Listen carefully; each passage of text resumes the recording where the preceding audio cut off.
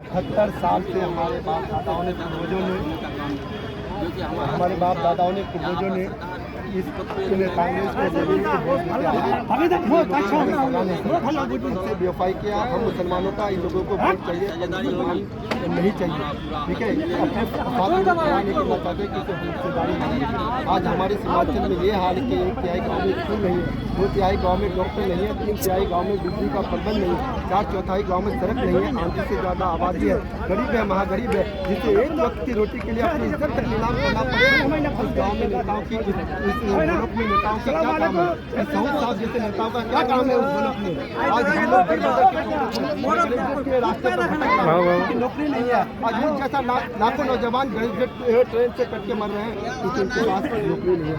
एक फैक्ट्री नहीं है सीमांचल में। अनाउंस किए हैं कि हर घर में नौकरी देंगे, लेकिन ये लॉलीपॉप है या ओरिजिनल में जो बजट बताया है बजट के हिसाब से आपको पता है, मीडिया से है कि जब भी चुनाव आता है बड़ी बड़ी बातें, बड़ी बड़ी वादे, बड़ी बड़ी दावे की जाती है, मुश्किल घोषणा की जाती है और चुनाव के बाद ये सब अच्छा, पिछला दफा 2020 में आपका नाम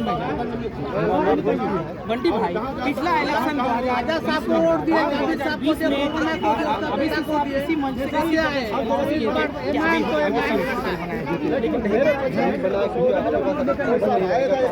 लिखना पड़ेगा। 100 साल के पावर होना चाहिए ये राजनीति। इसीलिए ओवैसी साहब का भी कहना है कि मुत्तहिद हो जाओ, हमारा भी क़यादत होना चाहिए, हम भी लड़ेंगे। अगर 10 सीट आ जाता है तो उप मुख्यमंत्री हमारा बनेगा डंके की चोट में। यहाँ फायदा नहीं होने वाला है। पूरे हिंदुस्तान में हर पार्टी, जब यूपी में चुनाव हो गया तो दिल्ली में कहेंगे कि हमको गठबंधन करना है, दिल्ली में जब चुनाव होगा आम आदमी पार्टी कहेंगे कि हमको गठबंधन करना है, मुंबई में हर जगह हम लोग गठबंधन करने के लिए भाई जताएंगे।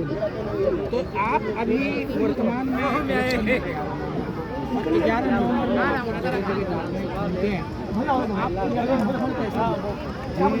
बच्चे से बूढ़े तक, जवान तक एक ही आवाज़ है, सिर्फ ओवैसी साहब पसंद।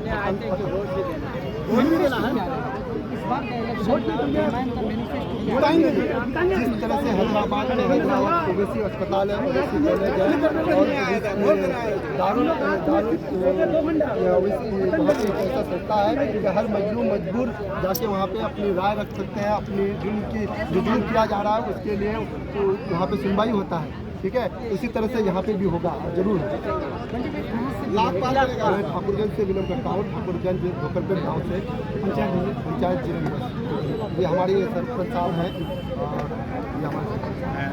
हम ठाकुरगंज विधानसभा के पौवाखाली की सरजमीन पे मौजूद थे। अवैसी साहब बैरिस्टर असदुद्दीन अवैसी साहब का पौवाखाली की धरती पर आगमन हुआ था और उन्होंने जाते जाते हसनैन साहब के सपोर्ट में ये कहा कि आप 11 नवंबर को हसनैन साहब जो उनके प्रत्याशी हैं ठाकुरगंज विधानसभा से, उनको वोट करने की अपील की और उन्होंने 18% आबादी के हिसाब से हिस्सेदारी की मांग की और उन्होंने जाते जाते ये भी बोला अगर आपकी बहुमत होगी तो आप मुख्यमंत्री बनेंगे। आपको दरी बिछाने की जरूरत नहीं है, आप हिस्सेदारी के हिसाब से अपने तैयारी को मजबूत किए।